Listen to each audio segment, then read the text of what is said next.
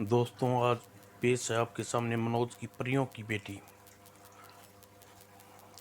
ये कवर चित्र है दोस्तों।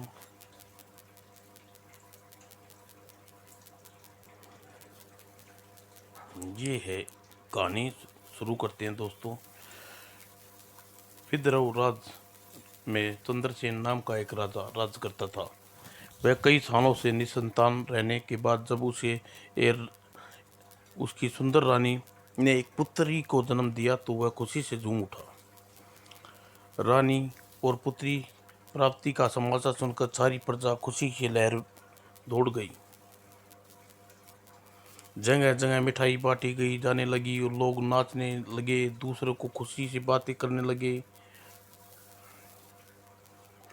सबसे ज़्यादा खुशी खुश थी बच्चे की माँ यानी रानी तारा। कितनी सुंदर है कि ये नाम चंद्रिका रखूं। राजकुमारी चंद्रिका पहला जन्मदिन बड़े धूमधाम से मनाया गया। उसके साथ ही राज्य में छुट्टी रखी गई ताकि लोग अमीर गरीब राज्य आकर राजकुमारी को आशीर्वाद दें। और ठीक समय पर दरबार में उत्सव आरंभ हुआ। एक व्यक्ति ने आकर राजकुमारी को आशीर्वाद देने लगे, जीते रहे बच्ची, मेरी उम्र भी तुम्हें लग जाए। और राजा शमशेर सिंह महाराज चंद्रसेन के मित्र इस समारोह में भाग लेने आए। वे अपने परिवार के साथ आए थे। मैं राजकुमारी को देख कर आऊं पिताजी? हाँ बेटा, देखो, जाओ जाओ अमर। क्या तुम राजकुमारी अच्छी लगी? बहुत प्यारी है, बहुत अच्छी, प्यारी प्यारी प्यारी। तभी हवा में उड़ती हुई दो परियां प्रवेश किया। तब सभी देखकर आश्चर्यचकित हो उठे। वे परियां राजकुमारी के पास आई। उन्होंने एक बोली, प्यारी राजकुमारी, मेरा आशीर्वाद है कि तुम रूपवती हो जाओ, तुम्हारे बाल सोने की तरह चमके और होठों पर हमेशा हंसी रहे, गले में मधुर आवाज हो। दूसरी परी ने कहा, और मेरा उपहार यह है, ठहरो। अचानक कपकपा देने वाली एक जोरदार आवाज ने वहां उपस्थित सभी लोगों को हक्का बक्का कर दिया। तभी दरबार के बीचों बीच एक प्रकाश पुंज उभरा। दरबार पे लटक रहे झाड़ फूस उसकी तूफानी हवा झेलने लगे। बिजली की गिरगिरने की आवाज सुनाई देने लगी और प्रकाश पुंज के मध्य एक काला साया उभरने लगा। कुछ पल बाद साया परी का रूप धारण लिया। यह उपहार मेरा भी ले लो।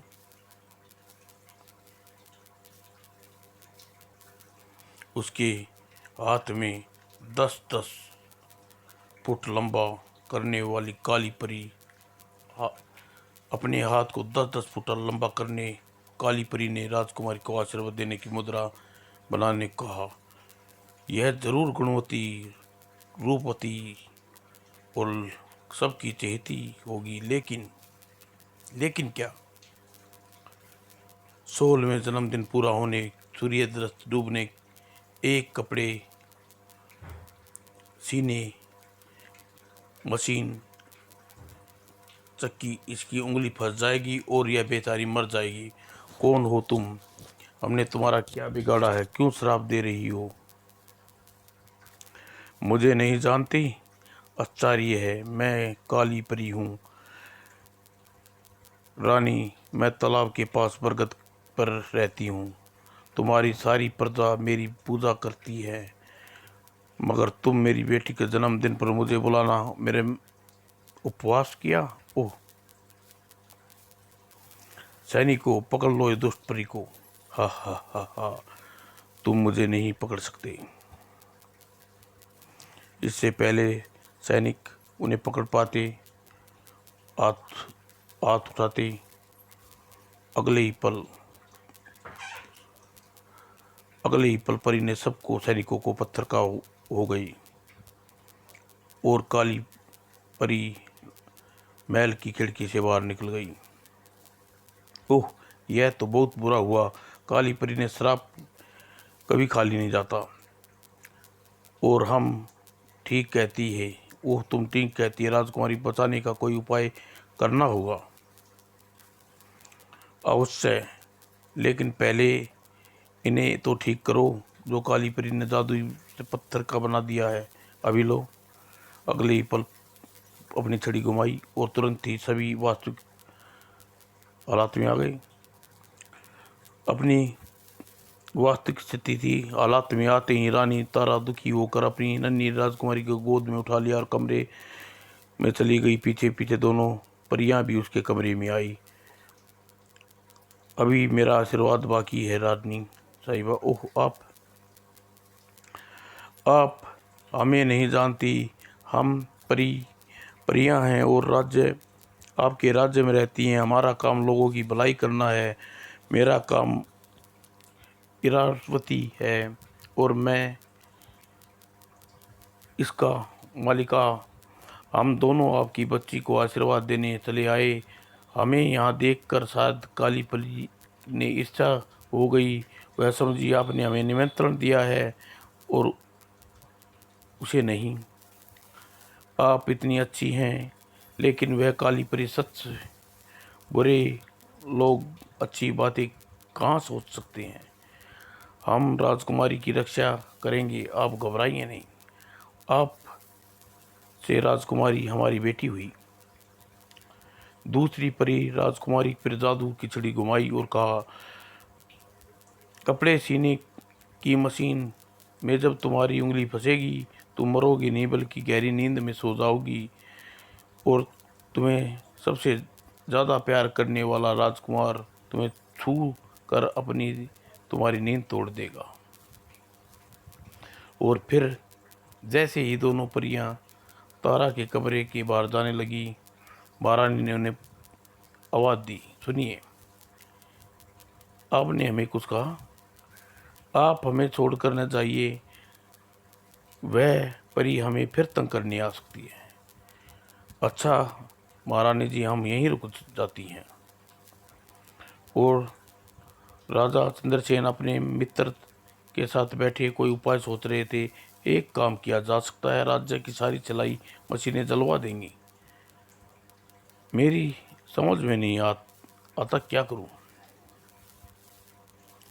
और यह उपाय राजा को पसंद आया। उन्होंने मंत्री को बुलाकर आदेश दिया और प्रजा प्रेरित कर दिया कि दूसरे दिन सुबह अपने महल के छत पर खड़े होकर जगह जगह आग की होली देखी और राजा घरों में मशीनें चेक कर दी और जहां वो आग में डाल दी गई। महल की खिड़की पर जब ये परियां बाहर छतान पर उठी, आग की लपटें देखी, क्या हो रहा है। जलाई मशीनें को जला देने से राजकुमारी काली परी का श्राप मुक्त हो जाएगी बहन इरावती। नहीं, यह अक्लमंदी का कार्य नहीं है। काली परी बहुत चालाक है, वह कोई उपाय ढूंढ लेगी। तुम ठीक कहती हो बहन, लेकिन हम भी कम नहीं है बहन। मेरे दिमाग में राजकुमारी को बचाने का एक उपाय है। वह क्या? हम भेष बदल कर देहातीन औरतें बन जाएं और राजकुमारी को लेकर दूर कालिदास ग्राम में चले जाएं, जहां साधारण स्त्रियां बनाओ राजकुमारी का पालन पोषण करें और काली परी का पता भी न चलेगा। फिर अपना श्राप पूरा नहीं कर पाएगी। वाह, उपाय तो तुम्हारा बहुत सुंदर है, लेकिन साधारण स्त्री के रूप में बिना जादू इस्तेमाल लाए हम राजकुमारी का प्रवेश कर सकेंगे पाएंगे? हम किसी तरह काम चलाएंगी। राजकुमारी की जान बचानी है तो ऐसा करना होगा। ठीक है चंद्रिका, अपनी बेटी माना है तो इसे बचाने के लिए हमें कुछ भी करेंगे। चलो महारानी को अपनी बात बता कही। और दोनों प्रिया महारानी के पास गई और अपनी योजना बताई। आप दुखी न हो महारानी, हम माँ जैसी लाड प्यार देंगी। अफसोस इसके अलावा कोई उपाय नहीं है। अब इसके अलावा राजकुमारी को बचाने का दूसरा उपाय भला कैसे इनकार कर सकती हूँ। लेकिन इससे दिल कैसे समझाऊंगी। रो मत तारा, इसी में हमारी बेटी की भलाई है, तो ठीक हो जाएगा। दोनों परियां छोड़कर दिया 3 स्त्रियों का वेश धारण कर राजकुमारी को राजमहल के पिछवाड़े से निकाल ले गई। लेकिन काली परी उनसे कुछ नहीं छुपाता, सब कुछ अपने जादुई बोले में देख रही थी। तो यह चाल खेल रही हूँ मुझसे दोनों मूर्ख परियां। लेकिन वह मूर्ख स्त्रियां परियां राजकुमारी को लेकर जाएंगी कहाँ? उन्हें पाताल में ढूंढ निकालूंगी। मेरा दिया शराब पूरा होकर रहेगा, परंतु अब मुझे राजकुमारी के साथ इसके प्रेमी राजकुमार को भी खोज करनी होगी, जिसके छूने से राजकुमारी जीवित हो उठेगी, इन दोनों परियों द्वारा दिए गए वरदान के कारण। फिर काली परी ने अपने गुलाम कौवे को राक्षस को आदेश दिया, जाओ काल भैरव, उन दोनों परियों का पीछा करो और पता लगाओ वह कहाँ जाती हैं। जो आज्ञा स्वामी। और गुलाम कौवा राक्षस काल भैरव उड़ चला, उसका पता ठिकाना मालूम करके लौटना। और जल्दी ही कौवा दुष्ट दोनों परियों के पर पड़ा। वह रही दोनों शायद जंगल में होकर लाल पर्वत की ओर जा रही हैं। और अचानक ही सतर्क एवं चौकन्नी परियां की दुष्ट आने वाले कौवे पर पड़ी। ओ बहन, वह देखो कौवा काफी समय से हमारा पीछा कर रहा है। ओह, वह तो काली परी का गुलाम है, बैक है। निश्चित ही काली परी ने हमारी योजना का पता चल गया है। कौवे की असलियत जानते के बाद परियां व्याकुल हो उठी। यह तो बहुत बुरा हुआ बहन, इससे पीछा छुड़ाने कैसे जाए? हमारा जादू का असर नहीं है कर पाएगा का पीछा छुड़ाने के लिए काली परी हमेशा तो हमारा ठिकाना सब कुछ मालूम हो जाएगा। शायद इसके लिए शायद उसने देख लिया, लेकिन चिंता की कोई बात नहीं। तुम ठीक कहती हो बहन, फिर भी कोशिश करके देखते हैं। और परी मलिका ने अपने जादुई छड़ी घुमाई। वाह वाह, काल दूत प्रकट हो और तुरंत ही भयानक राक्षस प्रकट हुआ। क्या हुक्म है मालकिन? काल दूत हाजिर है। जाओ आकाश में उड़ रहे दुश्मन को मार भगाओ। मुश्किल है, लेकिन फिर भी कोशिश करता हूँ। और राक्षस काल दूत भयानक पक्षी का रूप धारण कर लिया। ओह, यह तो मुझसे मुकाबला करने आ रहा है। मूर्ख कहीं का, पछताने का मौका नहीं मिलेगा। और अचानक दोनों कालदूत और आते ही कौवे काल में भयानक रूप धारण करना शुरू कर लिया। और राक्षस पक्षी भयानक युद्ध छिड़ गया। अचानक उनकी भयानक गर्जना से थर्रा उठा, लेकिन काफी देर तक लड़ने रहने के पश्चात भी कोई निर्णय नहीं आया। दोनों असली रूप में आ गए। मौका अच्छा है बहन, चलो यहाँ से निकल चले। हाँ चलो, मुझे विश्वास है कालदूत ज़्यादा समय तक काल बैग का मुकाबला नहीं कर पाएगा। और जल्दी ही दोनों परियां लाल पर्वत पर पहुंची। और दोनों परियों का संदेह ठीक निकला। कालदूत काल भैरव ज़्यादा देर मुकाबला न कर पाया। ओह बेचारा, आखिर काल भैरव उसे मार ही दिया।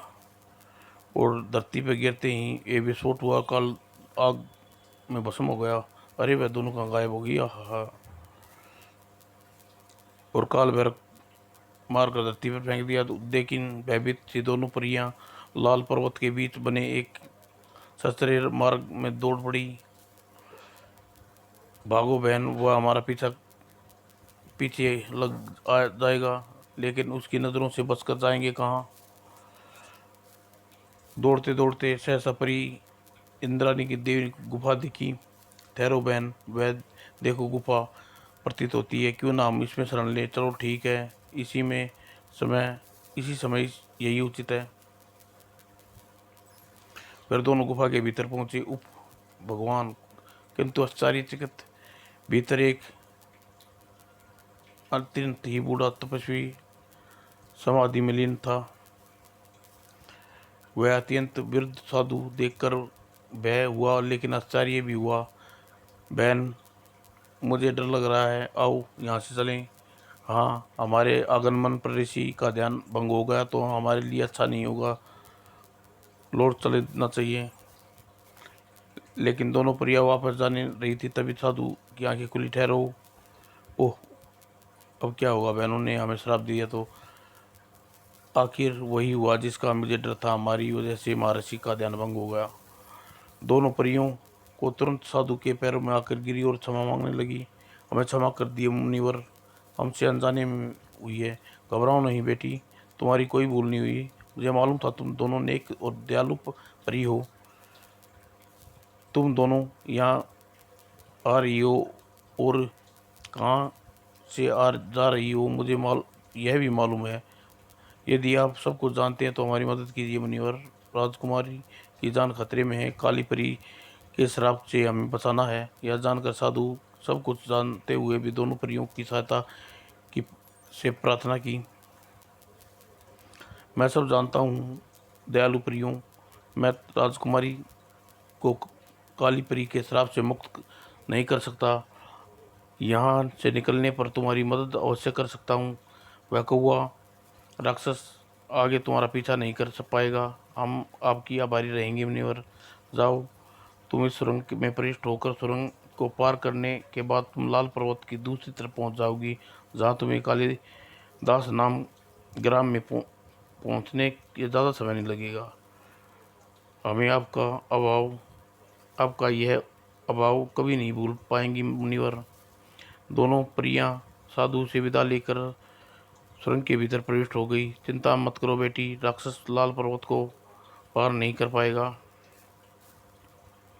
जब वह जब वह काला दैत्य दोनों परियों का खोजता हुआ लाल पर्वत पर पहुंचा, उफ, भयंकर अग्नि ज्वाला, मेरे शरीर जल रहा है। और पर्वत पर अचानक अग्नि ऊंची लपटी सरोतर किसी सरोत्र से फूट रही है। भयभीत होकर कौवा रूप धारण कर काल भैरव वापिस लौट पड़ा। यह आग ही लपटे पर्वत पार नहीं करने देंगे। कोशिश करूंगा तो जलकर भस्म हो जाऊंगा। जल्दी काली परी को कवर करूं। और काल भैरव ने काली परी के पास पूछा, क्षमा करना काली परी। क्या हुआ काल भैरव, तुम कुछ भयभीत नजर आ रहे हो, असली रूप में आ जाओ। और काल भैरव असली रूप में प्रकट हुआ और सारा किस्सा सुनाया। लाल पर्वत से उठती हुई भयंकर आग की लपटें मुझे आगे नहीं बढ़ने दी। काली परी, मैं बेहोश हो गया, वापस लौट आया। ऐसा जान पड़ता है जैसे कोई बड़ा जादूगर रहता है, उसमें परियों की मदद की है। सब कुछ जानने को काली परी क्रोध से पागल हो उठी। वह चाहे जो भी हो, हमारे मार्ग में आने की गुस्ताखी की सजा उसे भोगनी पड़ेगी। तुम यहाँ ठहरो, मैं अभी आती हूँ। जो 11 और दूसरे ही पल कमरे में प्रविष्ट होकर जादुई गोले के निकट पहुंची। ये जादुई गोली, बता लाल पर्वत पर कौन जादूगर रहता है जिसे हमारे मार्ग को रुकावट डालने की मूर्खता की है। जादू गोले ने लाल पर्वत का दृश्य घूम गया और अगले पल, ओह, यह तो कोई पाखंडी साधु मालूम होता है। ऐसे गोले, बता यह मूर्ख साधु कौन है? पर परंतु जादू गोला साहस सहसा बेजान हो गया और उसे दिखाई देना वाला दृश्य भी बंद हो गया। अरे अरे, मेरा जादू सही गोला खामोश हो गया। जरूर कोई बात है, आज तक ऐसा नहीं हुआ। निश्चित ही हुआ जादुई गोले उस साधु की जादुई शक्ति का ज़्यादा ताकतवर है होगी।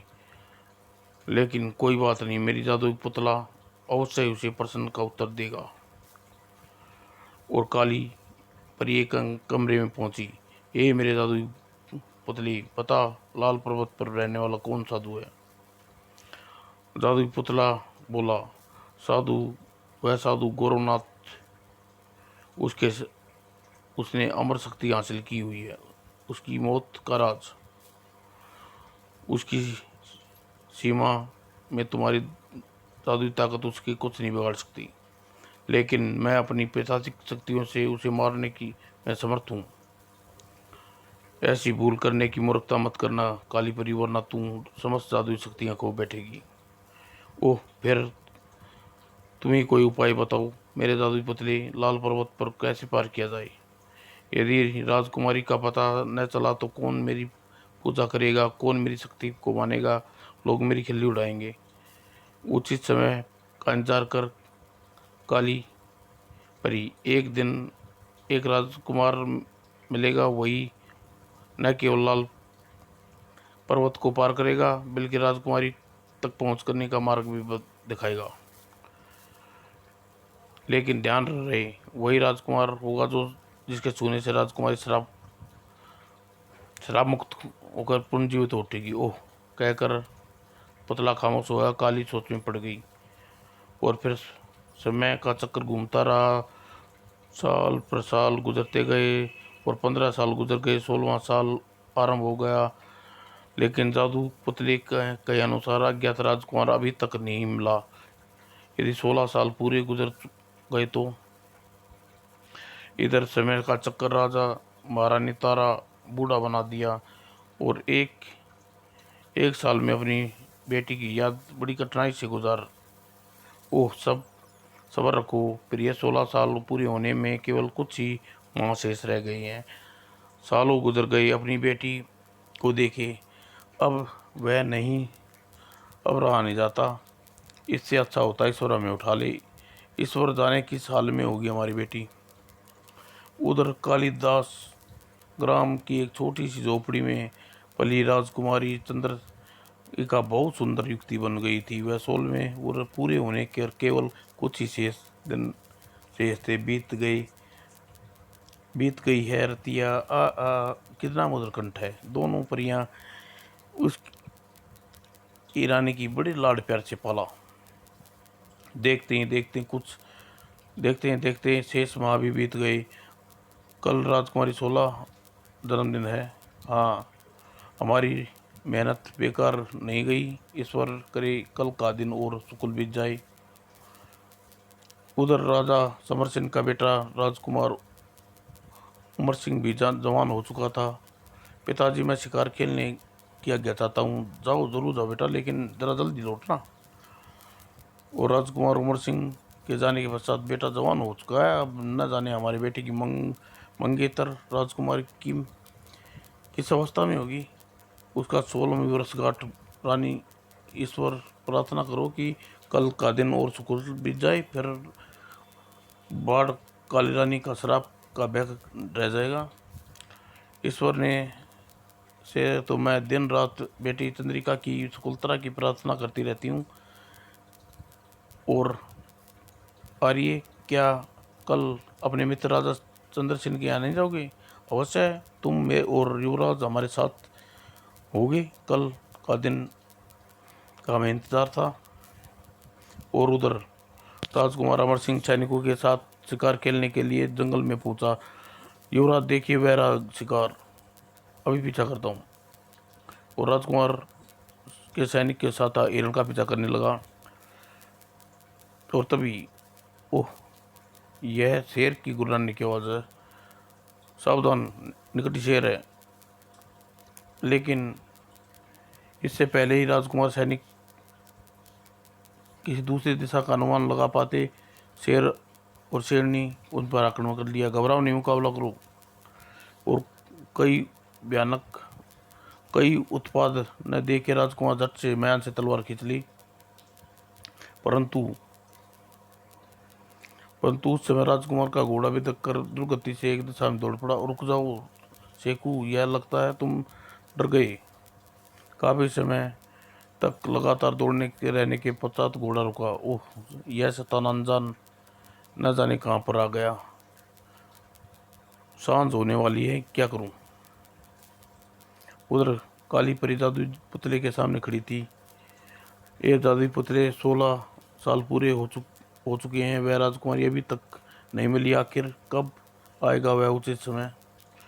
वह समय आ गया है। काली परी, जाओ, जाकर अपने राजकुमार को गोले में देखो। और काली परी तुरंत ही जादुई गोले में पहुंची। ए मेरे जादुई गोले, राजकुमार से मुझे मिलेगा। राजकुमार गाजी गोले में जंगल दिखा। ओह, यह रहा राजकुमार, अभी फंसाती हूँ उसे अपने जाल में। और अगले ही पल काली परी जादू के जोर पर जंगल में पहुंची। उफ, यह भूख और प्यास सहन नहीं हो रही, अब क्या करूं। और इधर उसे प्रभावित करने के लिए मुझे कमजोर बुढ़िया का रूप लेना पड़ेगा। और तुरंत ही काली परी एक कमजोर बुढ़िया के रूप में धारण कर लिया और लाठी लेकर राजकुमार के सामने गुजरी। अरे, यह बूढ़ी कमजोर औरत कौन है? रोकू, शायद सहायता कर सके। अरे ठहरो दादी माँ। काली परी जो चाहती थी उसे अपने प्रसन्न किया और पूछा, तुम कौन हो बेटे और क्या चाहते हो तुम अभी से, अब आगे से?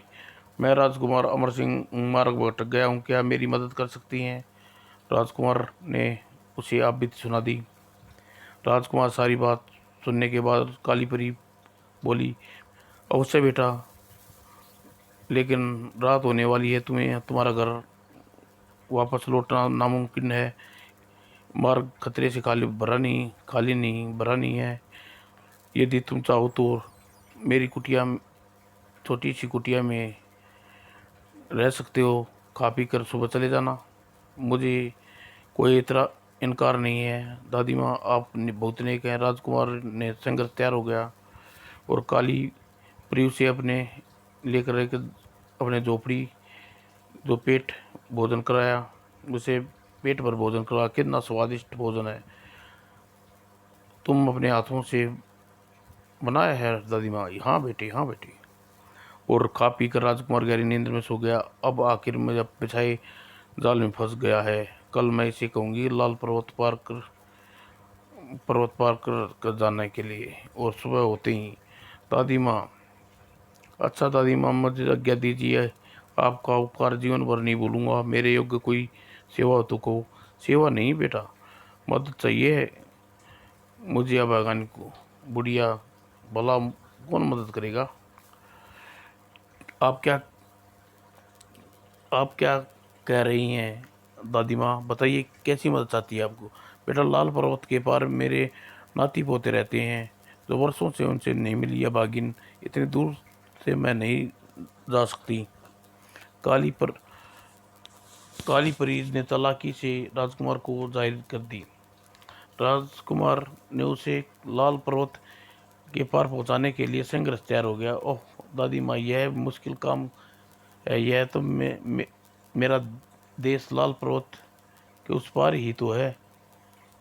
तुम्हारे साथ लेकर मैं तुम्हें खुशी खुशी होगी।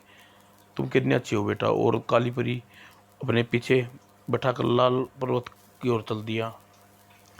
और इस समय लाल पर्वत के निकट जा पहुंचे। और लाल पर्वत पार करने ते ही ज़्यादा से ज़्यादा समय नहीं लगा। दूसरी तरफ पहुंचने पर, लो दादी माँ, हम लाल पर्वत पार आ गए हैं, कहो अब कहाँ जाना है? बस बेटा, मुझे तुम्हें यह बहुत कष्ट दिया है, यहीं उतार दो। और बुढ़िया बुढ़िया काली परी यानी काली परी बहुत जिद करने पर राजकुमार ने उसे वहीं उतार दिया। अच्छा दादी माँ, आप मुझे आज्ञा दीजिए। जुग जुग जियो बेटा। और राजकुमार की नज़रों से ओंझल होते ही काली परी अपने असली रूप में आ गई। काल भैरव, जाओ राजकुमारी का पीछा पीछा करो। राजकुमारी यदि राजकुमारी का पता न चले मिले तो तुम खैर नहीं। अच्छा मालकिन। और कौवे का रूप भरकर भैरव तुरंत ही उठ चला और राजकुमारी का पीछा करने लगा। और उधर, क्या बात है बेटी, प्यारी बेटी, आज तुम बहुत प्रसन्न दिखाई दे रही हो। हाँ, आज सांझ खत्म होते ही, क्या बात है प्यारी प्यारी चाचियों, आज, हाँ बेटी, आज सांझ खत्म होते ही सब सारे दुख खत्म हो जाएंगी। हाँ बेटी, और तुम्हारे 16वें साल पर मेहनत सफल हो जाएगी। मैं कुछ समझी नहीं चाची। सब समझ जाओगी, पहले नदी में अच्छी तरह नहा धो कर आओ, फिर बताएंगे। इसलिए ज़रा जल्दी लौटना और उसके हमारे साथ चलना। और राजकुमारी उदास मन से नदी की ओर चल पड़ी। राजकुमारी के जाने के बाद, तुम इतनी उदास क्यों राजकुमारी? तुम इतनी उदास क्यों राजकुमारी? हाँ, इसलिए जब सारी असलियत जानेगी तो अपने माता पिता से प्रसन्न हो उठेगी। और उधर उधर नदी स्नान करने के लिए पश्चात राजकुमारी पेड़ के नीचे बैठकर बाल सुखाती हुए एक बिहर गीत गाने लगी। कारी कारी बदरा। और निकट से गुजरते राजकुमार रमन सिंह के कानों में वह गीत पड़ा। आह, कितना सुरीला कंठ है, कितना दर्द भरा है, कौन हो सकता है? और राजकुमार की आवाज की दिशा में बढ़ता हुआ राजकुमार उसके निकट जा पहुंचा और उस आदित्य सुंदरी को देखकर मोहित हो उठा। ओए सुरीली कंठ की मलिका, मुझे इससे विवाह करना चाहता हूँ। ओह, यह तो कई रोज से मेरे सपनों में आता है, मेरे सपनों का स्वामी। और मन ही मन राजकुमारी राजकुमार से पर मुग्ध हो उठी। मेरी चाचियों ने मुझे जल्दी आने को कहा है, मैं जा रही हूँ, पास की झोपड़ी में रहती हूँ। अच्छा, अब हम जा रहे हैं सुंदरी, लेकिन सांझ को हम तुमसे मिलने जरूर अवश्य आएंगे, तुम्हारी चाचियों से अपने विवाह की बात करेंगे। और झोपड़ी में पहुंचकर राजकुमारी दोनों परियों को अजनबी युवक की मुलाकात की सारी बात सुनाई। सुनो बेटी, तुम कोई साधारण लड़की नहीं हो, राजा चंद्रसेन की लड़की राजकुमारी इंद्रिया हो। पर मैं बचपन में तुम्हारी सगाई राजकुमार उमरसेन से हो चुकी है। उसके बाद राजकुमारी चंद्रिका ने सारी बात असलियत बता दी। और कुछ देर बाद वे तीनों उन झाड़ियों से बाहर निकलकर तेजी से चल पड़े। ओह, ओह, तो इतने सालों से यहाँ छुपी बैठी हो, राजमहल जा रही हो? चलूं, काली परी को सब कुछ बताता हूँ। और लौट कर काल बैग सारा किस्सा सुनाया। शाबाश काल बैग, बहुत अच्छी खबर लाई हो। राजकुमारी अमर के बाद में देखूंगी, पहले राजमहल पहुंचकर राजकुमारी और उनके मूर्ख परियों से बदल खबर लूं। और लेकिन लेकिन राजकुमारी के साथ साथ दोनों परियां भी इस बात से गुमान नहीं था कि झोपड़ी के छत पर बैठे कौए ने उन्हें काल भैरव की सारी बातें बता चुका है। और फिर आकाश में उड़ चली। उधर राजकुमार अमर राजमहल पूछा, राजकुमार मेरे लाल, मेरा पिताजी कहाँ चले गए थे बेटा? तुम हमें चिंता में बुरा हाल था। पिताजी की ईश्वर की दया से एक नेक औरत ने के कारण बच गया माँ, वरना शेर का शिकार न भूख न प्यास वैसे ही मरता था। ईश्वर तेरा लाख लाख शुक्रिया। राजकुमार सब कुछ कह सुनाया। अच्छा बेटे, अब जल्दी से तैयार हो जाओ, हम अपने मित्र चंद्रसेन के यहाँ चल जाएंगे। उसकी बेटी का 16वां जन्मदिन है।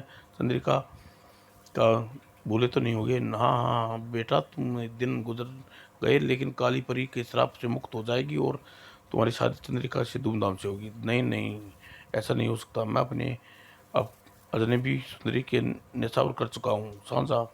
सांझ को उसके मिलने जाना है। चुप क्यों बेटे? मेरा स्वभाव ठीक है, स्वास्थ्य ठीक नहीं है पिताजी, मुझे जाने के लिए क्षमा चाहता हूँ।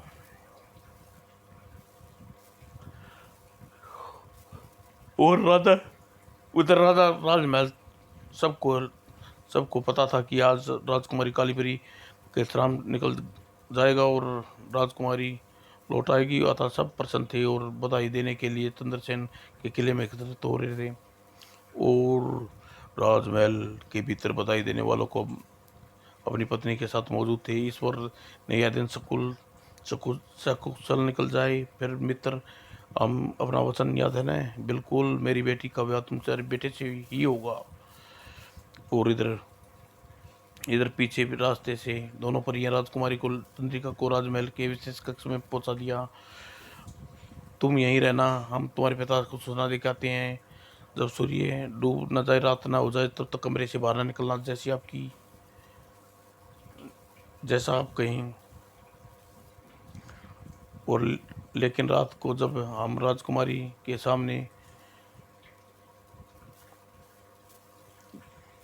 लेकिन रात तक यदि राजकुमारी को उसके सामने नहीं ले ला पाए तो तब तो दम तोड़ देगी। हाँ, यह ये उपाय होगा जब तक राजकुमारी को इसका कृत्य प्रेमी न मिल जाए, जब तक यह जादू की नींद से नहीं जी जादू की नींद सोती रहेगी।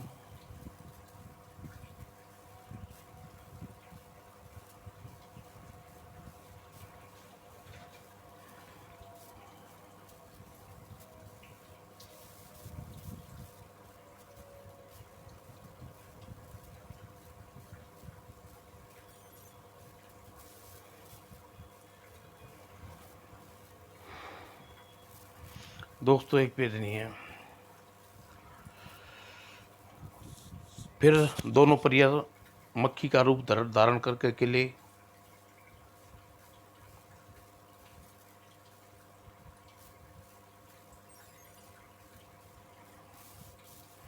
लेकिन रात यदि रात राजकुमारी के सामने नहीं आ पाए तो यह कल दम तोड़ देंगे। और जब तक यह उपाय उपाय रहेगा तो राजकुमारी इसका कथित प्रेमी आकर छू ना ले तो यह बिल्कुल हम जादू से इसे गहरी नींद सुला देते हैं। और आसपास विचार विमर्श करने के पश्चात दोनों परिया ने छोटी सी तितली का रूप धारण कर लिया और उड़ती हुई चारों दिशा में घूमने लगी और गहरी नींद सुला दे तारे खिसतारे। और फिर समय जैसे रुक गया और गहरी नींद सो गई। और उसके बाद दोनों परियां असली रूप में आ गई। हाँ हाँ हाँ, राजकुमारी कह रही थी कि कोई सच्चा प्रेमी सांझ ढलने से पहले झोपड़ी झोपड़ी में उससे मिलने आएगा। हाँ, हो सकता है कालिदास ग्राम पहुंचने पर शांत होने में ज़्यादा विलम्ब नहीं है।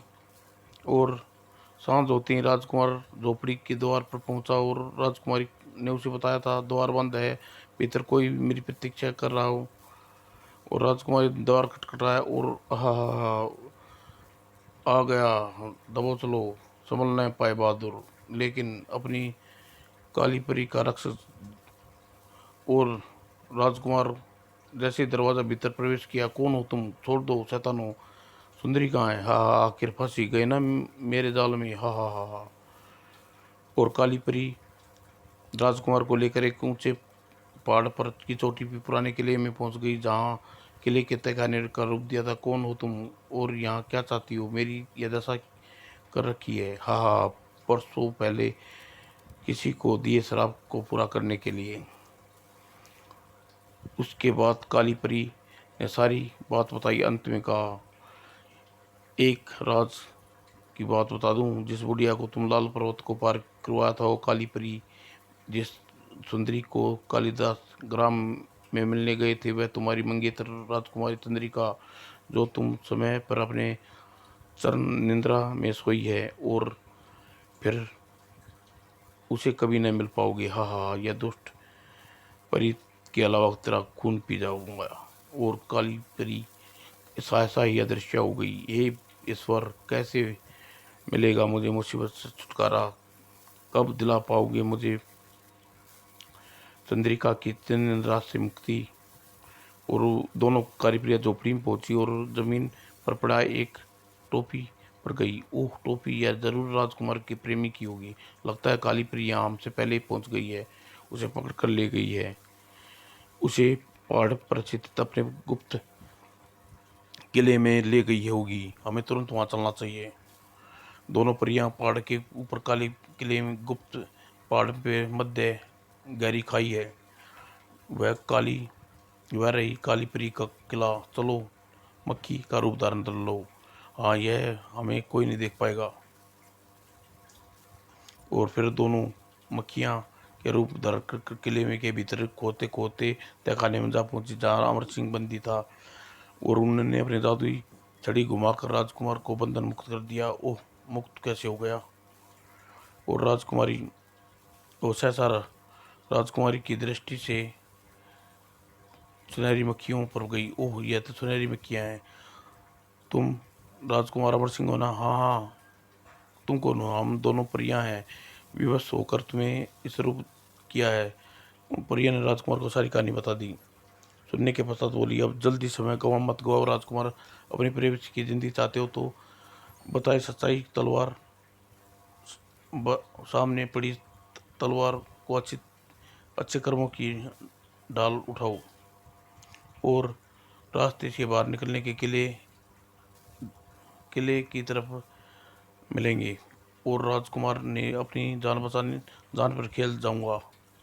शाबाश, जब बहादुर अब बहादुरी से आने वाले खतरों का सामना करो और किले के भीतर से बाहर निकलो। और फिर तलवार और ढाल संभाल कर राजकुमार द्वार के बाहर भयानक सांप अजगरों के ऊपर आक्रमण कर दिया और सांपों और अजगरों को समाप्त कर राजकुमार आगे बढ़ा। और फिर फिर उन राक्षसों को चारों तरफ घेर लिया और उस भयंकर युद्ध होने लगा। और फिर जल्दी राजकुमारी को समाप्त कर और जल्दी फिर राजकुमार उन्हें समाप्त कर आगे बढ़ गया। और अब हमारे लिए बहुत खतरनाक होता जा रहा है भैरव, इसे मार डालना। रो गया। और अ- अगले ही पल ओह भयानक विशाल पक्षी कौआ, लेकिन राजकुमार के हाथों में थमी थी सच्चाई की तलवार के सामने काल भैरव टिक न सका और राजकुमार के हाथों मारा गया। और राजकुमार आगे बढ़ता रहा और दुष्ट एक भयभीत खड़ी काली परी पर पड़ी। ठहरो जा दुष्ट परिया, तू मेरे हाथों नहीं बचेगी। और राजकुमार का रौद्र रूप देखकर काली परी भयभीत होकर भाग खड़ी हुई और किले की छत पर पहुंच गई। दुष्ट काली परिया, इस ढाल और तलवार के रहते तेरा कोई जादू मेरे पर काम नहीं बिगाड़ सकता। आज तेरी मौत निश्चित है। हवा में काली परी को मारने के लिए तलवार उठाई, तभी तेज हवा चली और साथ ही भयानक ढंग से बिजली कड़की और और अन्याय देखते ही काली परी एक अजगर के रूप में धारण कर राजकुमार पर टूट पड़ी। और तुरंत ही राजकुमार ने जरा भी भयभीत नहीं हुआ और उसके सामने सच्चाई की तलवार का वार अजगर के दो टुकड़े में विभाजित कर दिया।